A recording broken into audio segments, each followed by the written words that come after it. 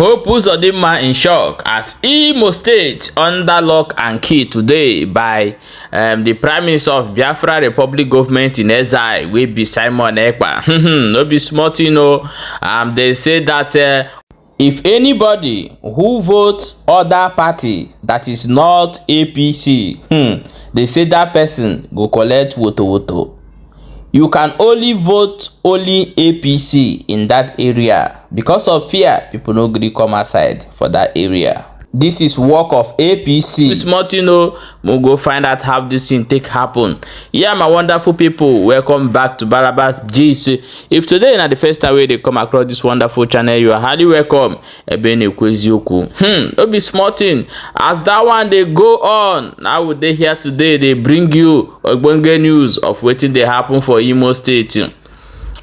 They say that APC in Owerri, especially, let me say Owerri, announced that anyone who vote for any other political party for that place where you dey vote, now you go there collect 2 by 2. They say because of that, all the whole polling unit wey dey for Owerri fear come hold people. The people no gree come outside though. And why some people say no, na the lockdown wey the order wey Simon Ekpa give na cause am, na make people no come outside. My people, we will go watch this long video and find out wetin happen for inside that area as they talk right now. Stay tuned and watch the video. The election day. Say now one polling unit now. The polling unit, okay. Now we're polling units now. Come gaga check here. Aga? Okay.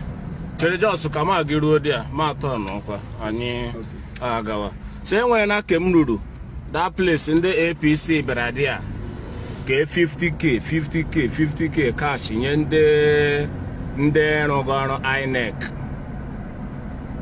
So you could 50 by there. So you have a polling unit also. So come mana mega here. We have MCC by former ITC. So come on. Officers of the law, don't go self forward. Udok come to Ndine Konagalo. No bidona. Not Rochane. The man of on in it. But in the Kibera Dolala Chai. Ikagula debut. Manande party agency in a notch. Koke Labour APC. Hele APC. Then one PDP. So we are now palliative and then session busybody FM. We don't know. You share Nick. Hello, polling units na boot we have 18. Okay, ITC with 18. Okay. So now, well, in the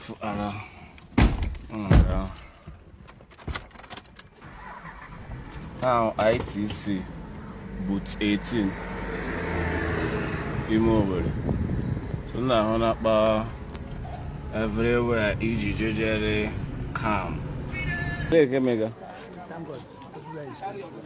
I may not do everything.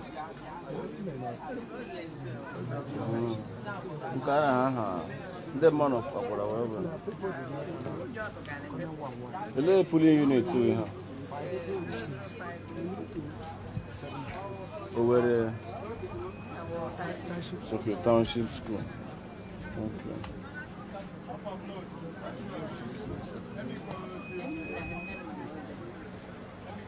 But Tonyo la to ga boji cho. Because when anybody I go you see our force of them man. So bueno.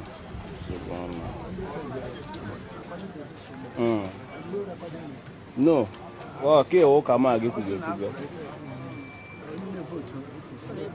Now they mention. So all your people here. Okay.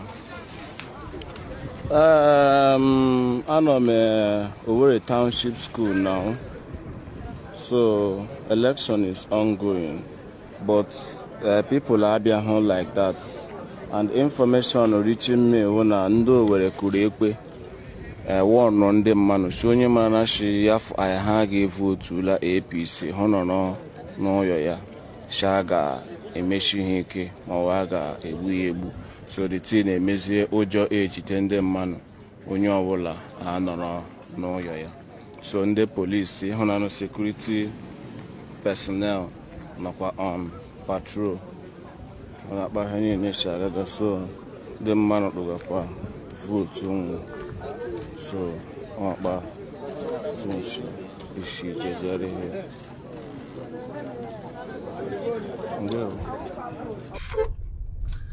I boy bekele mu ndi bibe mo bochi maru no ma andi bibe ndi kunu shimara tawo 11 November 2023 and the tawo Imo State gubernatorial election. So I say I get take you around Owerri, Imo State. Because so many places in which voting center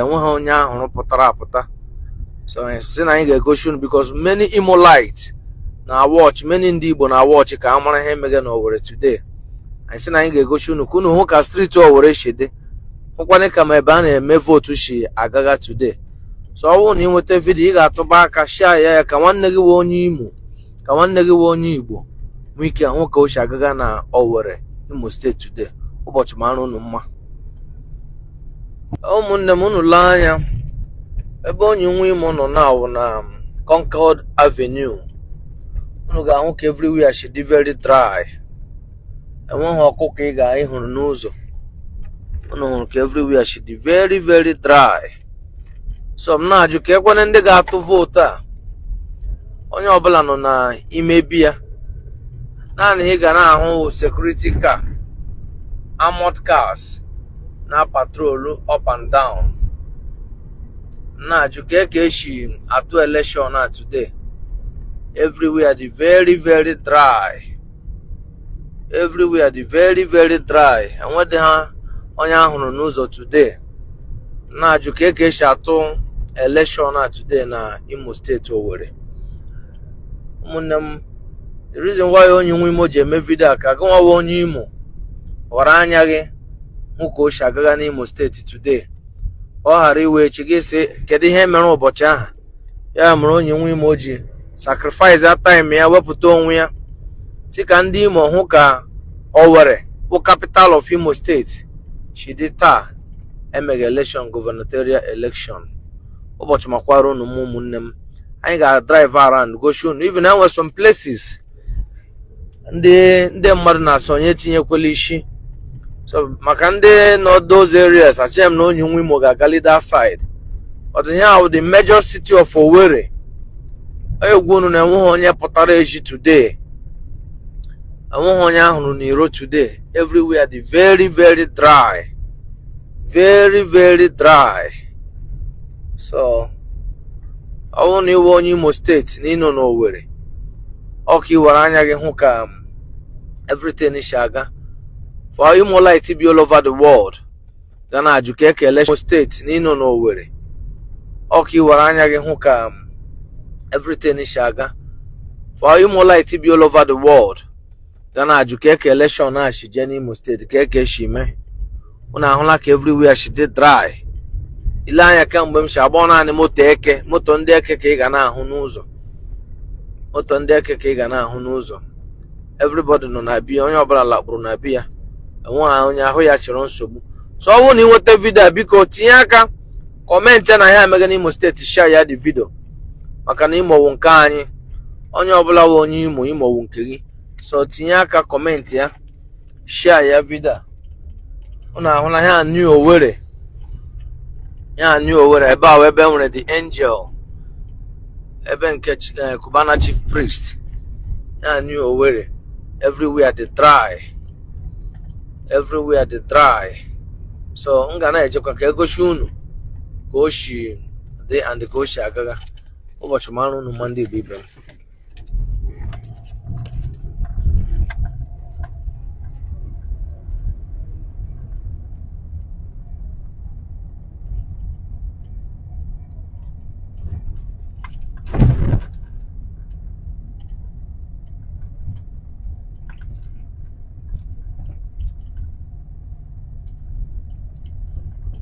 N'ụlọ anyị unu ga-ahụ na all shops, all supermarkets, business niile dị close.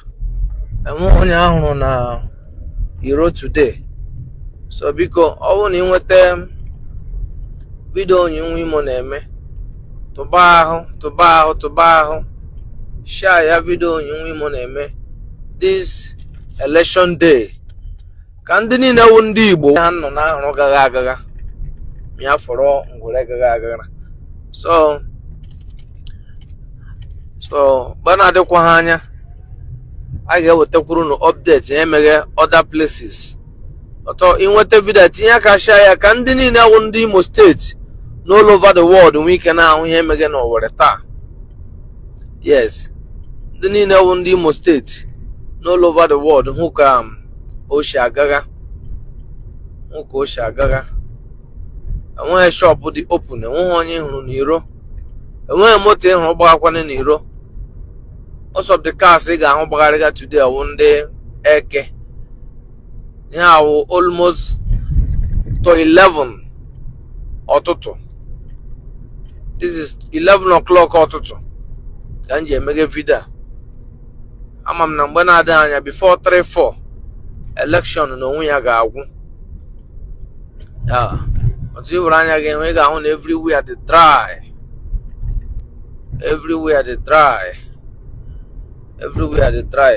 Ọ naghị m ejishi ka gbapụta ofu ebe a na-atụ vootu ka unu hụ bụ enwe ndị unu ga-ahụ n'other place. Because enweghị onye a ga-agbara ọsọ n'Imo State. Imo State bụ nke anyị. So otu a ka o si dị ụmụnne m. Biko ọ bụrụ na ịnweta vootu, ịnweta vidio tinye aka share ya. Ọ bụrụ na ile anya na mgbada ị ga-afụ na that place na enwere polling destiny a na-atụ vootu. Ị ga-ahụ na enweghị ofu onye ịhụrụ n'ụdị a. Okay, enwe ndị ọkada ole paakị dị a. Ị ga-ahụ na enwe ndị ọkada ole paakị dị a. Ị ga-ahụ na everywhere dị very dry. So ya ka Owerri Imo State si dị taa. Ụbọchị makwara unu mma ndị Igbo ibe m. Yeah, my wonderful people, welcome back. As I've watched that video, this is what actually happened today in Imo State election and how the city of Owerri look like today. This is what we are bringing you for you to see what actually happened, because a lot of you be asking, but they say no election. Did the road, the people, you see how the polling unit does. Some places you will go, they will tell you they have only one ballot paper. So there's some places they will go there and tell you that there's nobody come. So a lot of different information come from the various polling units they have in Owerri. Some there's no election on it, where some few people come outside on it. So what you see on social media, what you see in this video, it is how Owerri look like today. So be expecting any result from now. Be expecting any result of the winning of Imo State election from now. I'm telling you the truth. They must call one person that will win this election, but in normal sense, the election did not actually host in Imo State today. Take note of this. Okay, my people, please share this video as many as you can, and also follow this page. Very, very important. We'll be bringing you update of anything that is going on. We are here to bring you up there. So if you love what we are doing, support us by following and also sharing our video. Go and subscribe to our YouTube channel. We are on TikTok. We are also on Twitter. We are everywhere. So anywhere you find us, you see us that place. Okay, my people, we'll quickly see you for the next update.